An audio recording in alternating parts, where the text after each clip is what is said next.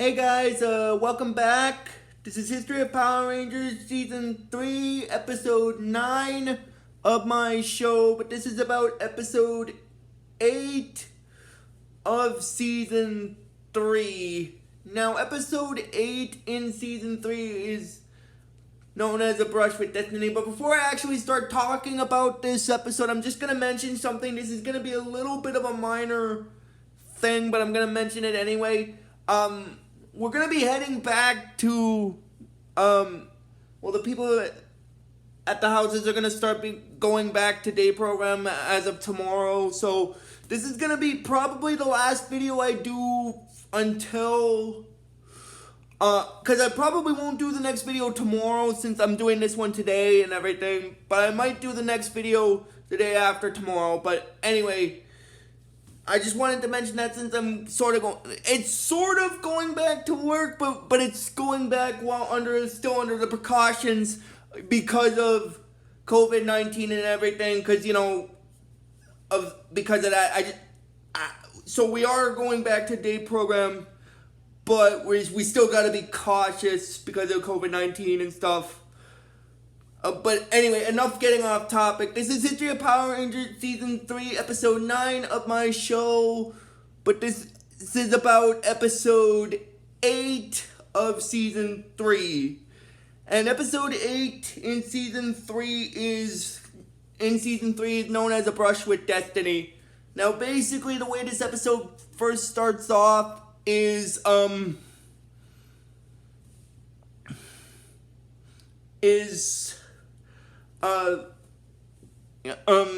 Kimberly, the rest of the Rangers are excited to see Kimberly again, and then basically, Tommy's excited to see her as well in the episode, and then she's looking a little down, and he asks her what the problem is, and then, what she tells them is that she has sort of good news and bad news sort of thing. Now, what the good news part of it is she tells them that her mom is engaged to be married to a French, painter, and then she shows the person over there, and then she said that he's real nice, and he's real nice, and she really likes him, and then basically, then Tommy wonders what the problem is, and then that's where she tells them the bad news part of it. The bad news part of it is, she tells them that, that he lives in Paris, basically in France in the episode, and her mom said that they're all moving there, and so that's where the bad news part of it lies. Now the reason I'm bringing that up is because that's going to lead into a bit of a funny thing with Zedd creating the monster. That's why I sort of mentioned it first, but anyway, continuing on with what I was saying earlier, now I'm just going to get back off topic here for one last second. Like I said, this is going to be the last Power Ranger video since we're going back to day program tomorrow. I'm sorry I'm getting off topic again. I just figured I'd mention this anyway.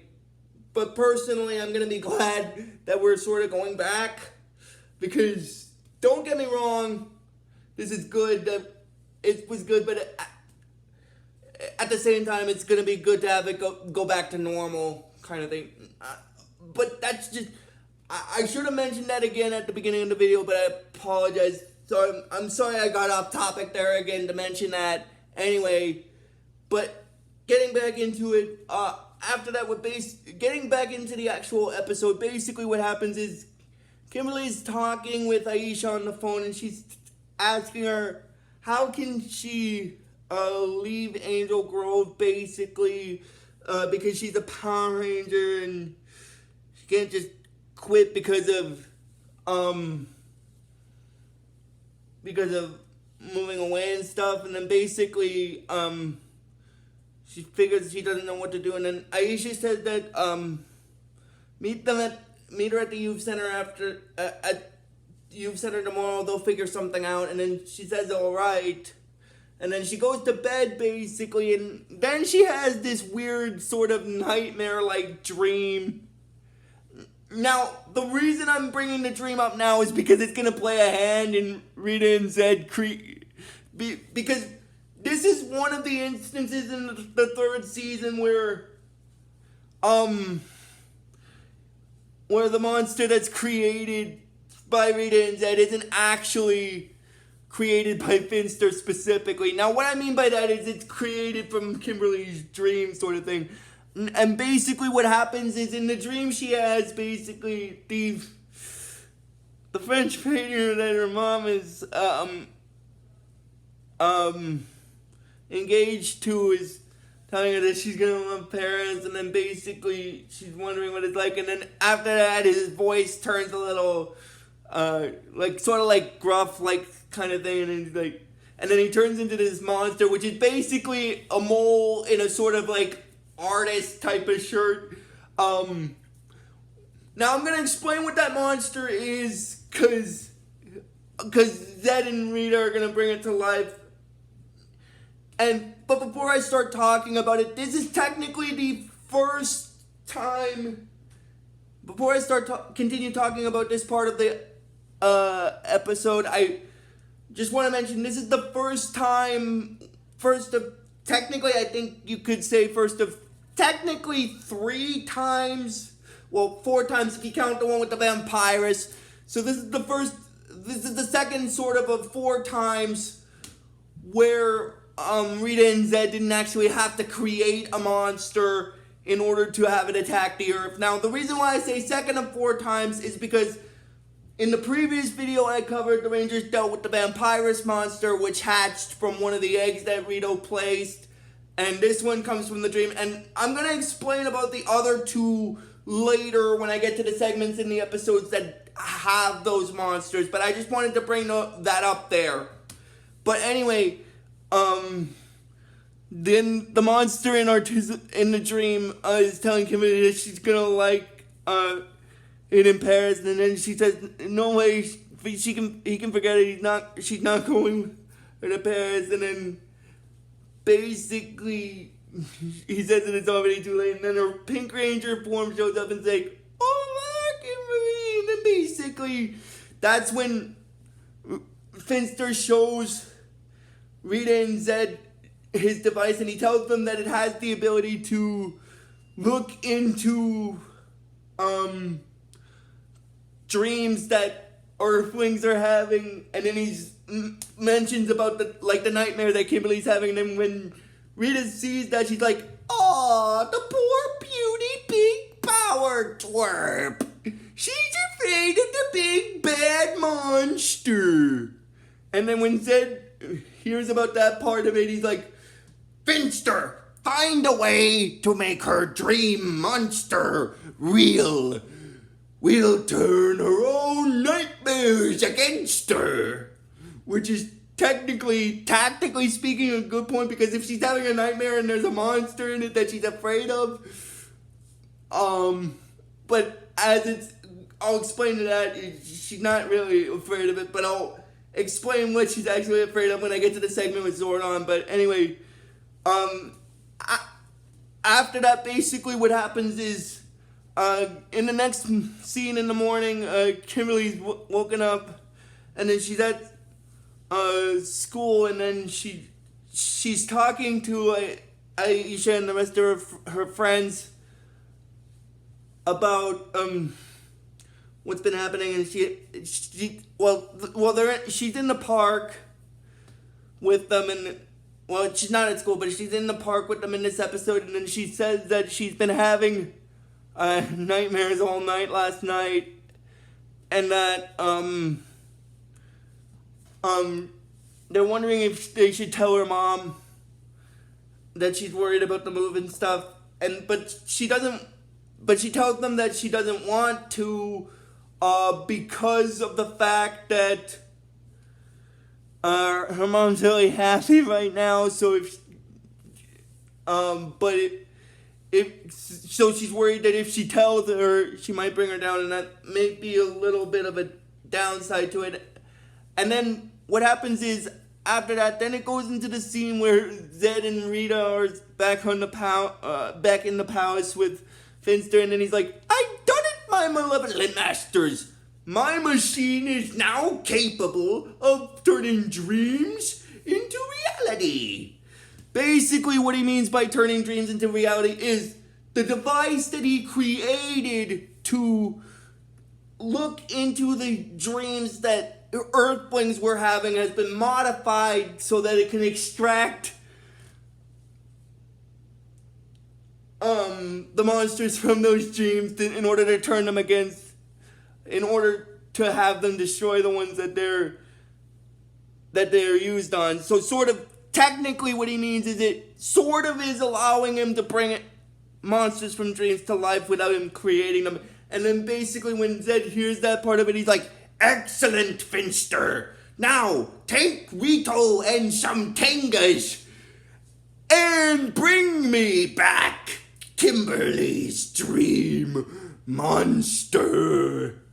And then basically that's when Rito and Finster and the Tengas show up on Earth, and then the Rangers deal with them, and then while the Tengas are fighting the Rangers and stuff, Rito and Finster manage to isolate Kimberly, and then basically she starts fighting them, because what happens is after that they do the Ninja Ranger power thing, and then basically what happens is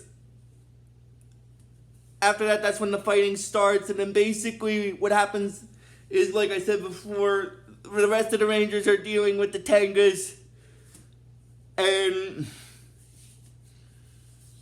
while the rest of the Tengas are dealing with the Rangers, while some of them are helping Rito and Finster use his machine to take the monster from Kimberly's dream and use it against her. And then basically what happens is two of the Tengas manage to hold her down, and then basically Finster, Rito is saying that he's happy to see him and everything, and then basically then he gets a little annoyed with Finster because he's like, Finster, if you're not busy, the extractor!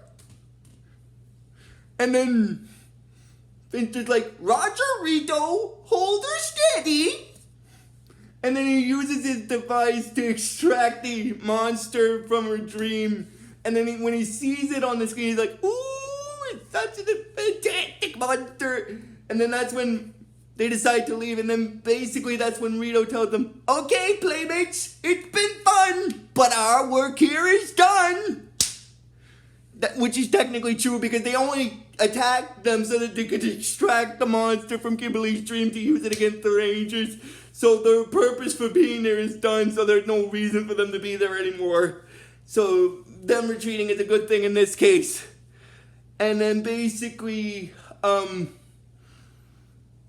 what happens is, the Rangers basically are wondering if Kimberly's okay, and then she's saying that she's still a little tired, burned out from it, and basically, what happens is, after that, she decides to go to school until she can figure things out. And then basically what happens is, this also leads... Now I'm going to mention something about Bulk and Skull's characters here in this episode for a second, because this is going to be a part of a, sort of like, I guess you can kind of think of it as a subplot that sort of connects to the main plot of the storyline of this episode. What I mean by that is, basically Bulk and Skull are basically guarding these paintings, and, basically, while they were guarding them, they fell asleep, and then they wake up, and, Bulk wonders if Skull was watching the painting, and then, basically Skull said that he said that Bulk's snoring would probably scare him, and if he's off, so that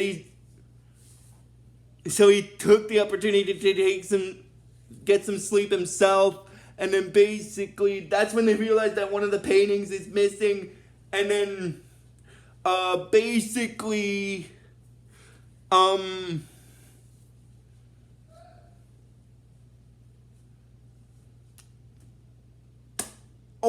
but before I continue here, I'm just gonna mention something. The monster that Zedd and Rita had Finster and Rito and the Tangas extract from Kimberly's nightmares is actually known as the Artisimole monster, which is basically a mole-like monster in a painter-type outfit.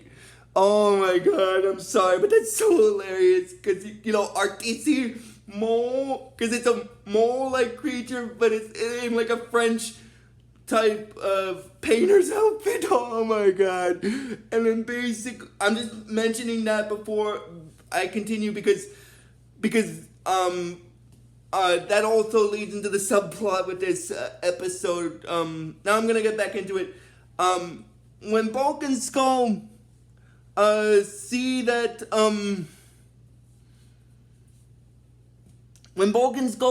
one of the paintings is missing after they wake up, because Bulk fell asleep and Skull thought that Skull's snoring would scare off any bandits, so he decided to take some Z's himself, and then that's when they figured out that the painting was missing. And then basically what happens is Skull said that, oh, it was just a stupid mole painting. Good riddance if you ask me. And then basically Bulk tells Skull that if they don't find that painting, they are going to be in big trouble. So they basically start causing a little trouble at the school in order to find out who stole the painting and stuff, because they think it's stolen, but technically it's not stolen. But I'm going to save that part for the ending of this video. Like near the end of it, basically.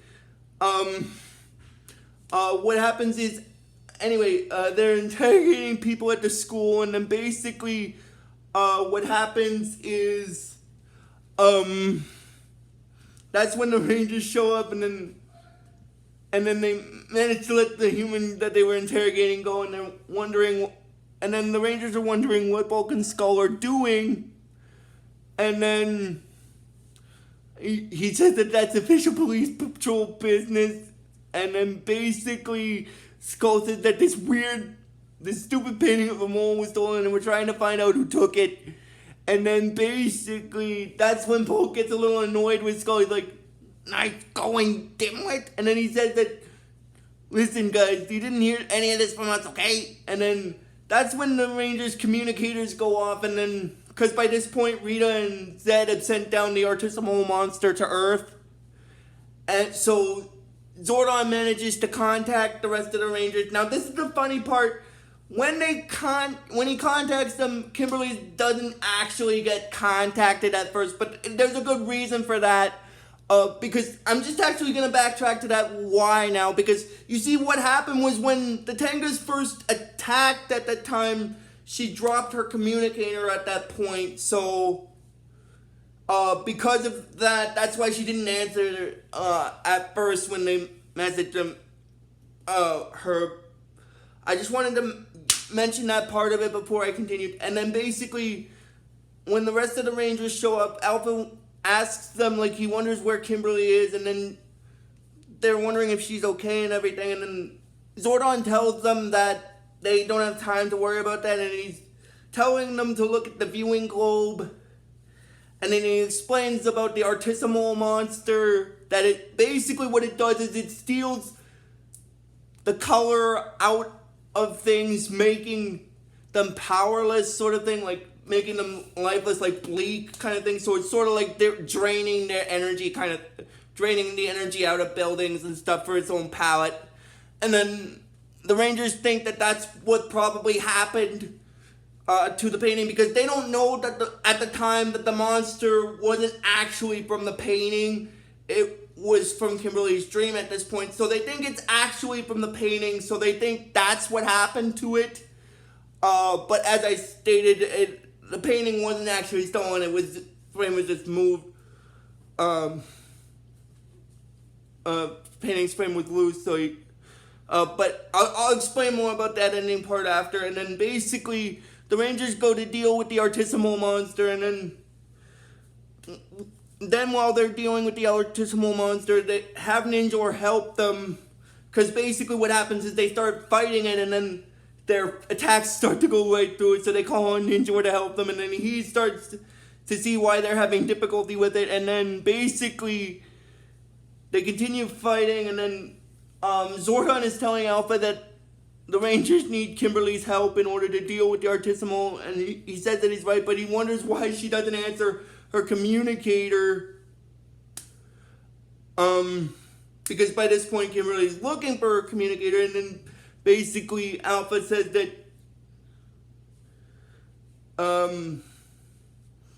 he'll try to increase the ding on her communicator, and then basically she's saying that she remembers that she came here to meet the guys, and then the Tengus came, and then that's when she hears the ding on her communicator, and that's where she finds it. Apparently where it was behind some trees, which kind of makes sense that it would fall off, because the communicators are essentially like watches. So if they're not on tight enough, it's normal for a watch to basically fall off. And then she answers her communicator, and then she teleports to the command center, and then Zordon and Alpha are welcoming her to the command center, and they tell her that the Rangers are in trouble, and then she sees the monster, and then she's like, "That's the monster from my dream!" And then Alpha's like, "From your dreams? The other Rangers thought it was stolen from a painting, because they thought it was taken off of the mole picture, but it wasn't. It was taken from a dream." And then basically Zordon tells Kimberly that Zedd and Rita have brought that monster to life from her subconscious, and if that's true, the only way she can defeat it is by facing her. The only way Kimberly can defeat it is by facing her fear. And then basically she tells Zordon that she's not afraid of that pathetic Picasso. And then he says that he knows that, but what he was afraid of when he said facing her fear was her fear of having to move far, far away and everything. And then basically, because she's worried about having to go to France and leaving her friends behind and everything, and so on and so forth. And then basically, Zordon tells her that they all fear the unknown. She must trust that her mother has her best interests at heart, and she says that she's right. Her mother wouldn't do anything to her, and she's telling Zordon thanks. And then basically, that's when he tells her that she's ready to defeat the Artisimole. And then basically, what happens is he tells her that destroying its color palette will free the Rangers' trapped colors and get their powers back. And then she morphs to deal with the Artisimole to help her friends out, and then she starts fighting them, and then the Artisimole monster sees the pink, and he's like, "Excellent, a little pink for my palette." And then she starts fighting it, and then after it gets zapped by the brush and stuff, she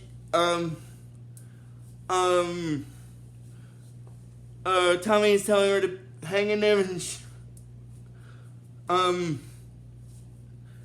then her friends are always with her, and then Artisimole is telling him to keep out of this, and basically she manages to destroy the Artisimole's color palette, which then frees the Rangers of their colors, giving them their powers back. And then basically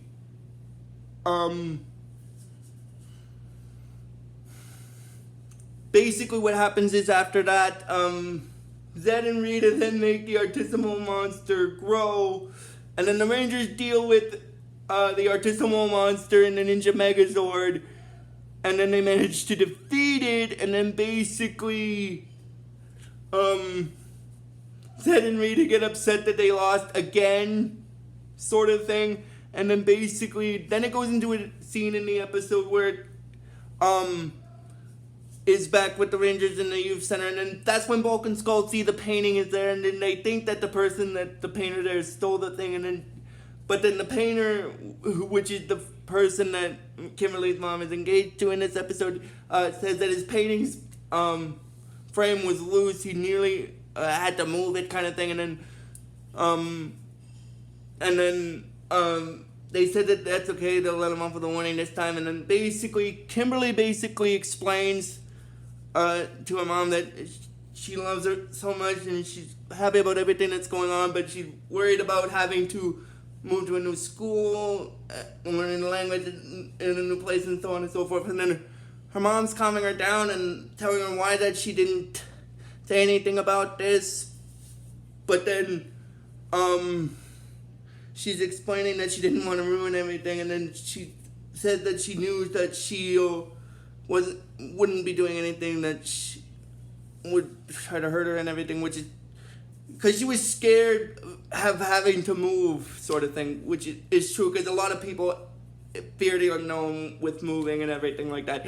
Anyway, that's when basically Aisha and her family show up at this point, and then they offer a sort of a solution to Kimberly's little problem, and basically Aisha tells Kimberly that would she like to stay at her house for the rest of the school year, and then basically her mom's saying that she doesn't know about that because that's kind of imposition on, because basically her father explained that, and then basically her mom says that that's quite an imposition on the Campbells, and then they're explaining that it's no imposition, and then basically Kimberly is telling her mom that she'll finish up the school year and then go to France, and then basically they're saying that she doesn't see why not. I guess it would be better for her to finish up school here, and then the French artist that her mom's engaged to is saying that anytime she's ready, their home is her home, and basically Aisha's parents are welcoming her to the family, and then that's sort of where this episode stops. So if you guys like this video when I post it, I am going to try to post it today, and then the next video I'll probably post, probably not tomorrow because we're going back to day program, but the day after tomorrow. But so until next time for the next Power Ranger video, guys, just please give this video the real best you guys can, and I will see you guys next time for the next video. But until I do, guys, like I always tell you with this series, may the power protect you always.